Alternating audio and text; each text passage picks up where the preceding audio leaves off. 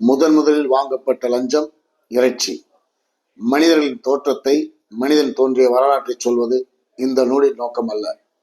இந்த நூலின் நோக்கம் லஞ்சத்தின் வேர், ஊழலின் தோற்றம். அதன் பின்பு ஒரு வழியாக நெருப்பை மனிதன் கண்டறிந்தான். அப்போது பனிக்காலம் கிட்டத்தட்ட நிறைவு பெற்றது. பனி உருகி கடலின் நீர்மட்டம் உயர்ந்து கண்டங்கள் பிரிந்திருந்தது. கண்டங்கள் பிரியாத போது இடங்களையும் உணவுகளையும் தேடிச் சென்ற மனித இனம் கண்டுபிடிக்கவே இயலாத இன்றைய அமெரிக்க மண்ணில் ஒரு குழு வளர ஆரம்பித்தது. தேடி அலைந்தார்கள்.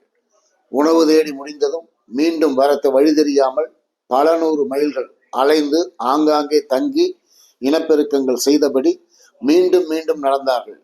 இதற்கு மேல் நடக்க முடியாது என்று ஒரு சிலர் இருந்த இடத்தில் முகாம்கள் அமைத்தார்கள். தனித்தனி மனித கூட்டம் வளர ஆரம்பித்தது. அவர்களுக்கு இவர்கள் சொந்தம், இவர்களுக்கு அவர்கள் சொந்தம் என்ற பந்தபாசம் எல்லாம் தோன்றவில்லை. போனார்கள், இறந்திருப்பார்கள், நாம் மட்டும் வாழ்ந்து கொண்டிருக்கிறோம். 2 நாளில், ஒரு வாரத்தில் போனவர்கள் திரும்பவில்லை என்றால் மனிதன் அடுத்த வேலையை பார்க்க ஆரம்பித்தான்.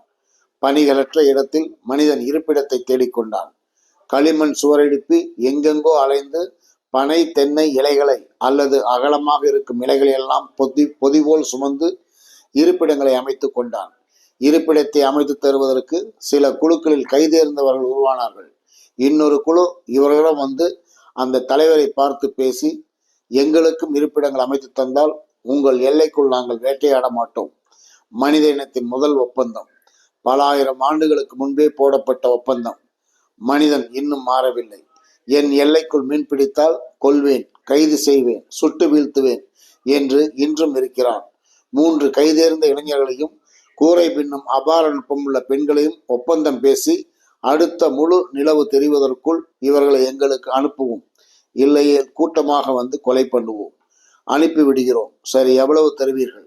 இவ்வளவு நவீன கல் ஆயுதங்கள், மிருகங்களின் தோள்கள், எளிதாக கிழிக்கும் கல், கத்திகள், நெருப்பை உருவாக்கும் சிக்கிமுக்கி கற்கள். உராய்ந்தால் நெருப்பு வரும். ஒப்பந்தம் தயாராக. எத்தனை இருப்பிடங்கள் வேண்டும்?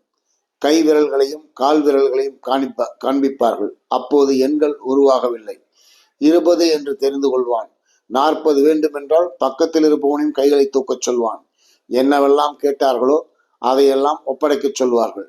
கும்பலாக வந்து ஒப்புக்கொண்டதாக சூரியனை காட்டுவார்கள். அதாவது சூரியன் மேல் சத்தியமாம்.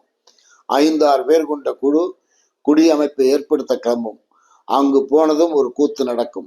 இவ்வளவுதான் என 2 பேர் விரலை காட்டியிருப்பார்கள் அல்லவா?